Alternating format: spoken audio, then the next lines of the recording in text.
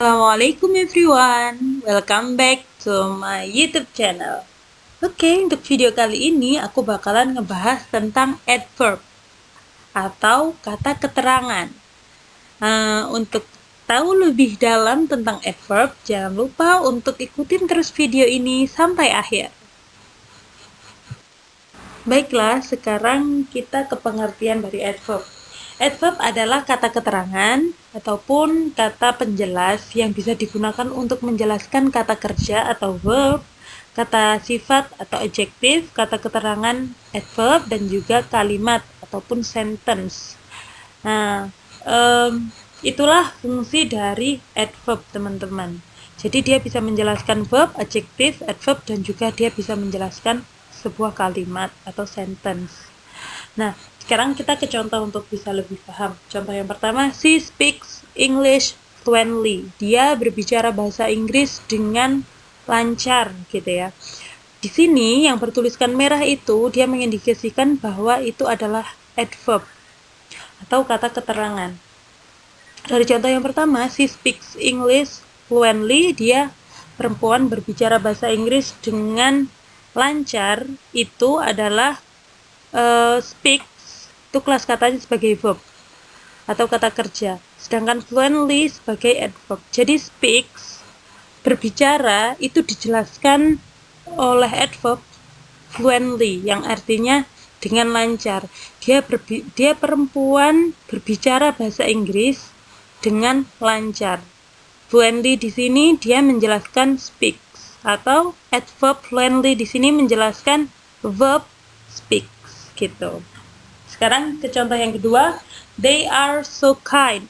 Mereka sangat baik.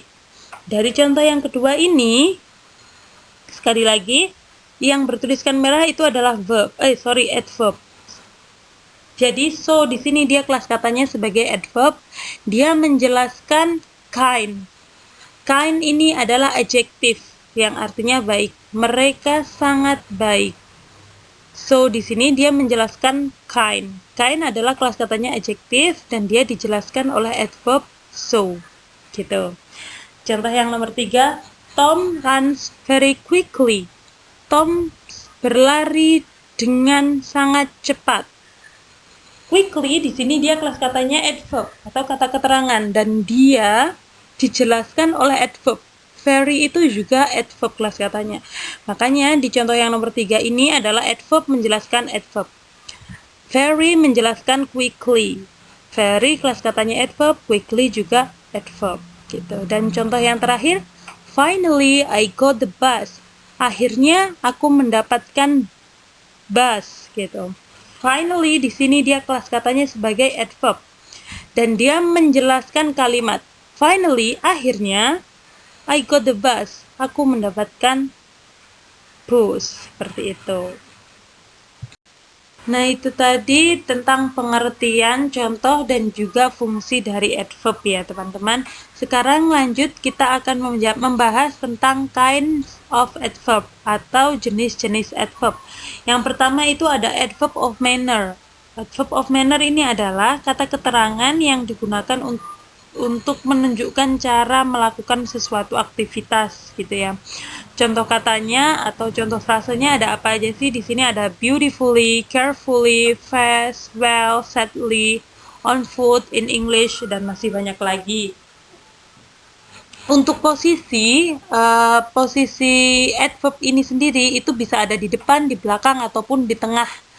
Di tengah kalimat gitu dia juga bisa. Nah, untuk lebih jelasnya kita sekarang ke contoh yang pertama. Suddenly I fell asleep. Tiba-tiba saja aku merasa ngantuk. Nah, suddenly di sini dia termasuk di adverb of manner atau adverb dari cara melakukan sesuatu gitu. Nah, untuk lebih jelas kita ke contoh yang kedua. He worked hard. Dia bekerja dengan sangat keras gitu ya. Nah, dia di sini hard, di sini dia juga menjelaskan verb work ya. Work. Dia bekerja dengan sangat keras. Hard menjelaskan dari work ini tadi. Bekerja dengan apa sih? Bekerja dengan sangat keras gitu maksudnya. Contoh yang ketiga, he goes to school by bus. Dia berangkat ke sekolah dengan bis gitu. Nah, di sini juga by bus ini juga dia menjelaskan tentang menjelaskan goes atau pergi. Dia pergi dengan apa? Dengan menggunakan bis begitu. Untuk jenis atau kinds adverb, yang kedua itu ada adverb of place and direction. Maksudnya adalah kata keterangan yang menunjukkan tempat ataupun arah. Contoh kata atau frasenya itu ada away, anywhere, here, somewhere, there, outside, inside, dan in the classroom misalnya, atau on the table gitu ya. Masih banyak lagi. Untuk contoh kalimatnya, adverb of place and direction ini dia juga sama kayak adverb of manner. Dia bisa, posisinya dia bisa ada di depan kalimat, di tengah ataupun di belakang gitu ya. Kita ke contoh yang pertama. I did not find him anywhere. Saya tidak menemukan dia dimanapun. Nah, anywhere ini tadi dia termasuk dalam adverb of place and direction. Nah, anywhere ini adalah contoh dari adverb of place and direction yang posisinya ada di belakang gitu ya. Dan contoh yang nomor 2, here I met him. Di sini aku bertemu dengan dia. Here di sini juga mengindikasikan bahwa dia adalah adverb of place and direction. Artinya di sini, gitu. Baik, yang ketiga itu ada adverb of time. Adverb of time adalah kata keterangan waktu. Kata keterangan waktu itu dibagi lagi menjadi dua. Yang pertama ada definite atau kata keterangan waktu yang sudah jelas. Maksudnya itu jelas ya, dia yesterday. Di sini contohnya yesterday, kemarin, today, hari ini, now, saat ini atau sekarang. Terus tonight, malam ini, ada tomorrow, besok, next day, itu lusa, gitu ya. Dan kalau bedanya apa sama yang indefinite? Kalau indefinite itu dia kata keterangan waktu yang belum jelas. Di sini contohnya recently, akhir-akhir ini. Akhir-akhir ini itu kapan? Nah, belum jelas, hanya kata keterangan waktunya itu hanya recently, akhir-akhir ini gitu. Soon juga, soon itu kan juga belum jelas kapan, hanya menjelaskan bahwa sebentar lagi, cuma belum tahu pastinya kapan gitu ya. Already juga itu kan belum jelas. Sudah artinya already kan artinya sudah, tapi dia sudahnya kapan itu kan belum jelas gitu. Ada juga before, sebelum, sometimes, terkadang, ada next time juga kan belum jelas ya, next time itu kapan sih ya, pokoknya nanti aja deh gitu, tapi kan belum jelas kapan waktunya gitu. Makanya itu kenapa di sini itu ada definite sama indefinite adverb of time gitu ya. Oke, sekarang kita ke contoh yang definite dulu ya. Contohnya yang pertama itu ada yesterday they were here.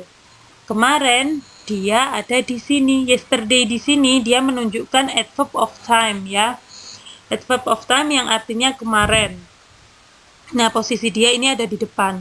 Kalau kita perhatikan lagi di contoh yang pertama itu, dia ada dua adverb ya. Here itu juga kan sebuah adverb, tapi dia bukan adverb of time, tapi adverb of place gitu ya. Kemarin dia di sini. Tapi karena yang kita bahas adalah adverb of time, makanya yang diberi tanda merah hanya yang pertama gitu. Sekarang contoh yang kedua. We must go next day. Kita harus pergi lusa gitu ya. Nah, sama next day di sini dia juga adverb of time yang maknanya lusa dan dia posisinya ada di belakang gitu. Sekarang kita ke yang contoh ke yang indefinite adverb of time. Contohnya yang pertama, I will visit you soon.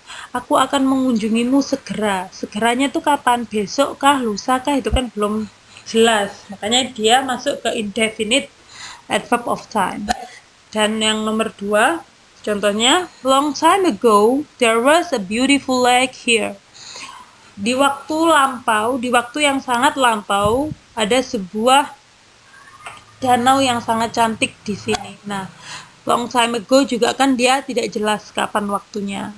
Makanya dia di sini termasuk ke indefinite adverb of time, begitu. Baiklah, untuk kinds of adverb yang keempat itu ada adverb of degree. atau kata keterangan yang menjelaskan tingkatan derajat adjektif, adverb, ataupun kualitas dari verb. Contoh katanya di sini ada almost, ada barely, ada completely, ada entire, much, very, dan masih banyak lagi ya. Nah, kalau untuk posisinya, adverb of degree ini dia posisinya bisa ada di depan ataupun di belakang dari adjektif ataupun adverb. Untuk lebih jelasnya kita ke contoh. Contoh yang pertama itu ada almost ready. Almost ready itu adalah, almost adalah adverb, ready adalah adjective. Nah, almost ini dia adverb of degree yang posisinya ada di depan adjective. Artinya, almost ready, hampir saja siap.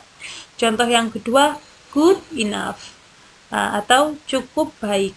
Nah, good di sini dia kelas katanya adjective dan enough itu adalah adverb of degree. Adverb of degree dari contoh yang kedua ini kita bisa tahu bahwa posisi adverb of degree itu juga bisa ada di belakang dari adjective. Makanya tadi dikatakan sebelumnya bahwa adverb of degree ini bisa berada di depan ataupun di belakang adjective ataupun adverb. Nah, ini seperti contoh yang pertama dan juga yang kedua. Selanjutnya, dari kinds of adverb yang kelima itu ada adverb of frequency, atau kata keterangan yang menunjukkan jumlah atau frekuensi suatu peristiwa. Contohnya ada always, ada usually, ada ever, never, rarely, continually, sometimes, repeatedly, seldom, every day, every time, dan masih banyak lagi. Nah, contoh kalimatnya, posisi dari adverb of frequency ini dia juga bisa ada di depan, di belakang, ataupun di tengah kalimat. Contoh yang pertama, she studies English every day. Dia perempuan belajar bahasa Inggris setiap hari. Nah, ini kan dia adverb of frequency. Dia menunjukkan jumlah atau frekuensi dari kegiatan gitu ya. Kegiatan dari siapa? Kegiatan she atau dia perempuan.